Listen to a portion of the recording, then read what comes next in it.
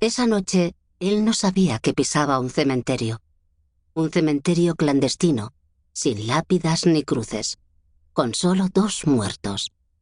Serían 3 a su partida. Siguió caminando hasta que sintió asfalto bajo los pies. El canto de los grillos sustituyó al crujido de la hierba seca que había acompañado sus pasos. Le dolían los hombros. Se detuvo y descargó la mochila y la bolsa.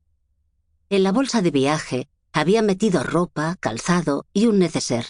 En la mochila, comida para los primeros días, y bajo las latas y paquetes, el dinero. En esa zona de la urbanización los edificios no estaban terminados y no había farolas ni luces de ventanas que pudieran delatarlo en la oscuridad de la luna nueva. Hizo rotar los hombros doloridos, estiró el cuello y los brazos. Todo crujió. Tomó aire, levantó de nuevo el equipaje y siguió la pista asfaltada flanqueada a su derecha por una verja de metal que encerraba edificios inconclusos, con la mirada fija al frente, sintiendo la negrura cerrándose a su espalda, como la cremallera de un saco mortuorio. El piso que buscaba estaba en la zona limítrofe, en una parte de la urbanización en la que los bloques estaban terminados pero semivacíos. Llegó al final de la larga valla y dobló a la derecha. Lo recibió una hilera de farolas sin cabeza, palos de metal sobre una cinta de pavimento interrumpida con regularidad por los rectángulos de tierra en los que deberían haber estado los bancos. En uno, algún vecino había alineado 3 sillas de plástico. No sabía si debía compadecerlo o temerlo. Avanzó por la calle pegado a las paredes. Había, esto no lo había previsto, una ventana iluminada en la acera de enfrente, en un tercero. Un insomne o alguien que ahuyentaba los miedos con una bombilla prendida, como los niños. En esos primeros bloques, muy pocos pisos estaban habitados. Temió que el insomne pudiera asomarse en ese momento y verlo. ¿Pero para qué iba a asomarse a la ventana a las 3 de la mañana? ¿Para ver qué? Su banco improvisado, tal vez. Sacó las llaves con cuidado de que no golpearan entre ellas. El sonido metálico podría alarmar a alguno de los escasos vecinos, tal vez sacar de un sueño incipiente al insomne. Delante de la puerta sintió una punzada de pánico. ¿Y si la llave no funcionaba? Debería haberle dejado las copias a Luján. Total, aquí no venía nunca, y haberse llevado las originales. Pero la llave entró sin problemas en la cerradura, abrió y le permitió acceder al portal. Frío, a pesar del verano. Húmedo, a pesar del aire seco que agostaba los campos que rodeaban la urbanización. Acompañó la puerta, como pedía el cartelito pegado al cristal. Alumbró los buzones con la linterna. Pocos nombres, muchos números. Subió las escaleras hasta la 2ª planta. Segunda. Un eco de temor con el llavín en la mano ante la puerta de entrada. Un eco también de alivio al sentir que la cerradura ofrecía poca resistencia. El aire encerrado aguardaba tímido y pestilente en el interior. Aunque debía extremar las precauciones, fue hasta el salón y levantó un par de dedos una de las persianas. Agradecida, subió sin quejarse. El chirrido de los grillos agitando frenéticos los élitros y las patitas entró con violencia y expulsó el aire estancado. Respiró ese aire nuevo y ruidoso. El cansancio caía sobre su cuerpo con cada expiración. Había hecho un largo camino desde que cogió el tren en la capital. Si a sus compañeros se les ocurría pedir grabaciones de cámaras de seguridad, lo verían tomando un tren en la dirección contraria del que se había bajado en la estación de un pueblo con el que no guardaba ninguna relación y donde ya había comprobado que no había cámaras. Por no haber, no había ni jefe de estación. En caso de que alguno de los escasos pasajeros lo recordara, sería a kilómetros de allí. Pero, ¿quién iba a fijarse en un hombre de mediana edad que viajaba silencioso en un tren? Tomó después un autobús que lo aproximó a la zona. El tramo final lo hizo andando por caminos agrícolas.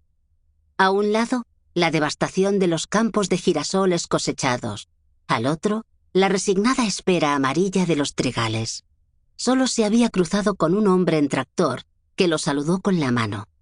Había dejado atrás una zona en la que el paisaje se encrespaba en bancales, riscos y rocas a los que los matorrales se aferraban con la terquedad de perros pequeños. Cerca de la urbanización, pasados unos sabinares, cruzó terrenos baldíos, algunos abandonados hacía menos tiempo, donde las plantas todavía respetaban los viejos surcos. Las únicas referencias que había tenido su vista en esa planicie eran, esporádicamente, algunas casetas de aperos semiderruidas, rastros de vida humana en un planeta abandonado. Pensó en esconderse en una de ellas y dejar pasar las primeras horas de la noche, pero el interior estaba sembrado de latas de bebidas y porquerías. Se sentó con la espalda contra el muro y dejó pasar las horas. Tenía que entrar en la urbanización de madrugada, cuando todos estuvieran durmiendo. Por fin había llegado. Dejó su equipaje sobre una mesa y se quitó los zapatos y los calcetines. El polvo se le adhirió a los pies húmedos. Según los buzones, tanto el piso de abajo como los contiguos estaban vacíos. Aún así, caminó de puntillas hasta el dormitorio. Se tumbó sobre el colchón sin sábanas que, como un borracho recién despertado, lo saludó con un eructo de humedad. Su compañero Luján no había entrado allí en meses. En invierno, por el frío. Calentar esa vivienda significaba caldear el aire inmóvil que envolvía sus paredes, suelos y techos. En primavera, Luján había preferido las noches en la capital. Ese verano, el calor y una piscina que no era más que un agujero rectangular excavado en el interior del patio de manzana hacían ese apartamento poco apetecible. Quizás le diera por aparecer en otoño. Para entonces él ya no estaría allí. Ese piso era un refugio provisional hasta que encontrara un sitio apropiado donde pasar las primeras semanas, un mes o tal vez 2, el tiempo para que aceptasen que no había rastro de él en la capital. Después podría volver, ponerse en contacto con alguien que le proporcionara papeles nuevos y marcharse definitivamente. Pero eso sería después. Ahora solo quería dormir. Siguió caminando en sueños. El secarral que rodeaba la urbanización se había convertido en un terreno enfangado. El barro le arrancó los zapatos y los engulló de un trago blando. Después le envolvió los tobillos y una lengua viscosa le arrancó los calcetines. Se miró los pies, sorprendentemente blancos y limpios. Tenía que seguir andando. Hundía un pie en el lodo, daba una larga zancada, hundía el otro y arrancaba el primero. A cada nuevo paso le costaba mayor esfuerzo sacar el pie. Volvió a mirar abajo y descubrió que no era barro, sino cemento que se estaba secando. «Guárdalo tú», le dijo entonces una voz al oído. Intentó correr. «Guárdalo tú», le insistía otra voz. Pasos, unos pies duros y polvorientos se acercaban con sigilo. Se despertó sobresaltado. Se incorporó en el colchón mojado ahora de su propio sudor. «Guárdalo tú», repitió la voz. Pero ahí no había nadie. Había sido solo un sueño mohoso empeñado en despertarlo.